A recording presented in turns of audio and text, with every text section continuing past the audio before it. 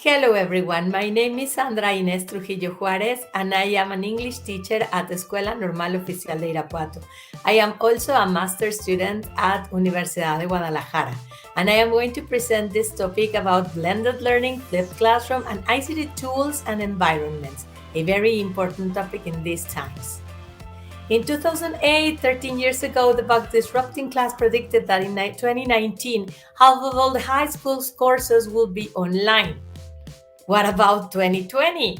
I'm sure that more than half of the courses were online last year. I am sure that the authors couldn't predict the effects of the lockdown and the pandemic. Blended learning is not something new. It is something that existed way before the pandemic, and it is a combination of classroom learning with online learning. There are different models for blending depending on the combination. For example, in the first case, we have face-to-face driver. Most of the learning is face-to-face. And the other one, the last one, online driver, shows an online platform and teacher deliver all the curriculum.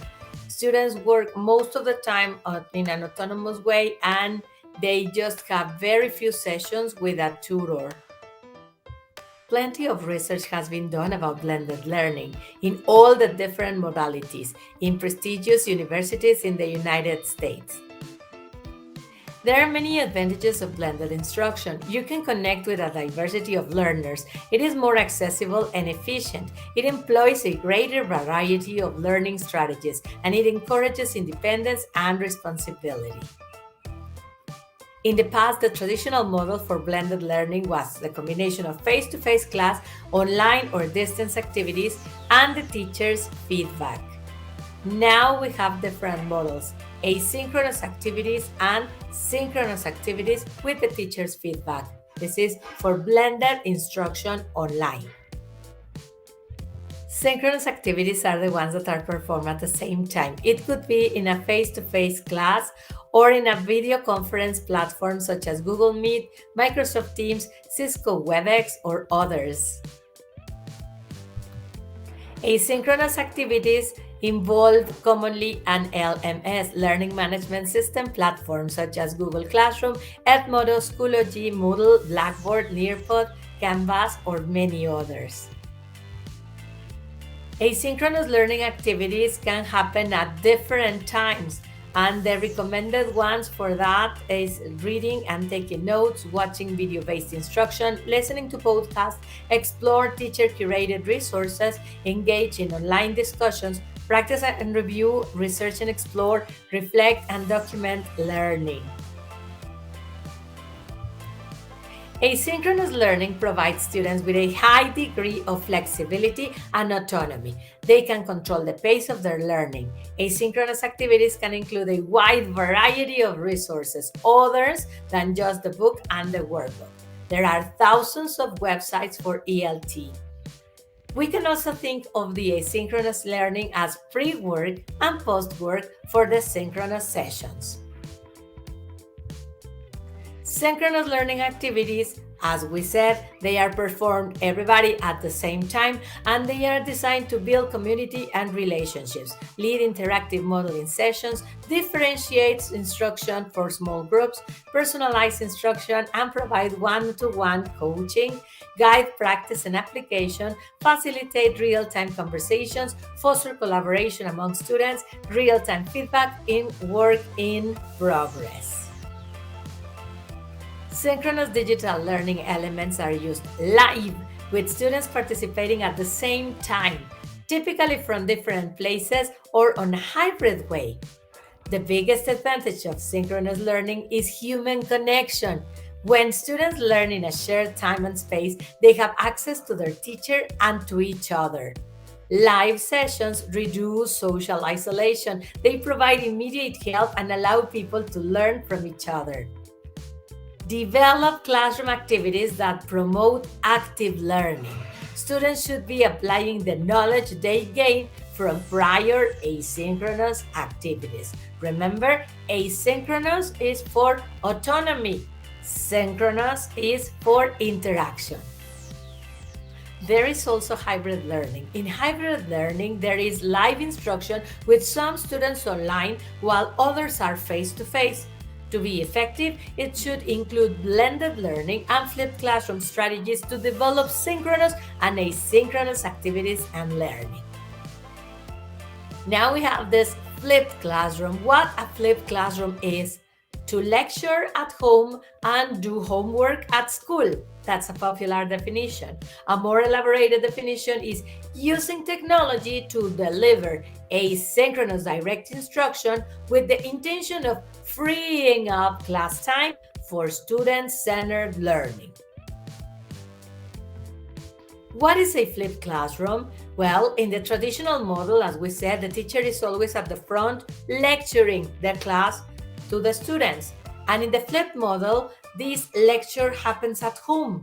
The student faces the lecture with different models, with different activities that we are going to mention at home on his own in an autonomous way. And in the traditional class, after class, there are the homework activities. And in the flipped class, the lecture is at home and the classroom activities are for doing the activities that would be for the homework. Everything is inverted. That is the meaning of flipped. You flip your class. So here we have, in the traditional classroom, the instructor prepares material to be delivered in class, and students listen to lectures and other guided instruction in class, and they take notes. Homework is assigned to demonstrate understanding. In the flipped classroom, the instruction records and shares lectures outside of class. Students watch or listen to lectures before coming to class. Class time is devoted to applied learning activities and more higher order thinking tasks. And students receive support from instructor and peers as needed. They are totally different, aren't they? Here it is the most illustrative picture about flipped classroom. There are 3 moments. Yeah, this is a before, during, and after.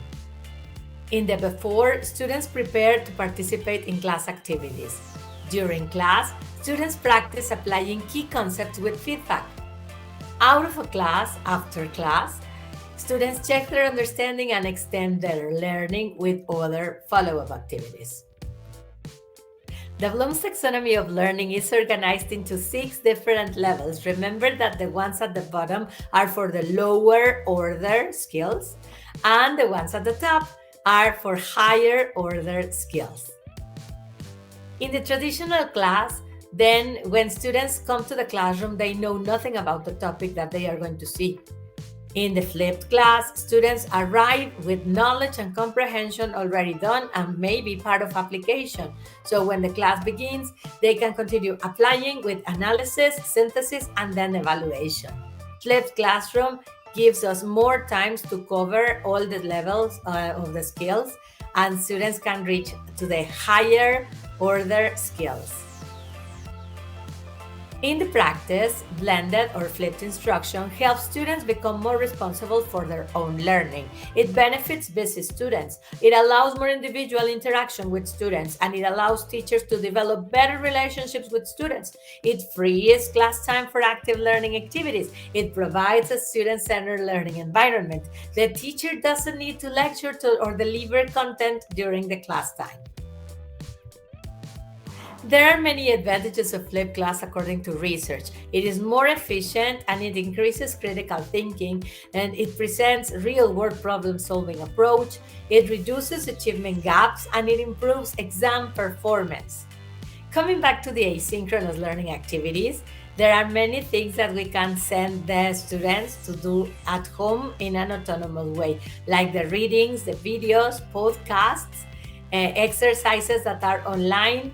They can engage in online discussions in different forums, practice and review, research and explore, reflect, and document learning. The asynchronous activities are going to be then writing, listening, reading comprehension, videos, grammar, vocabulary, exercises, journal, portfolio, reflection, forums, or the workbook. Thank you very much for your attention, and if you are interested in getting the tutorials of this presentation, don't forget to visit our website, Digitalízate Maestro. There is the link in the comments.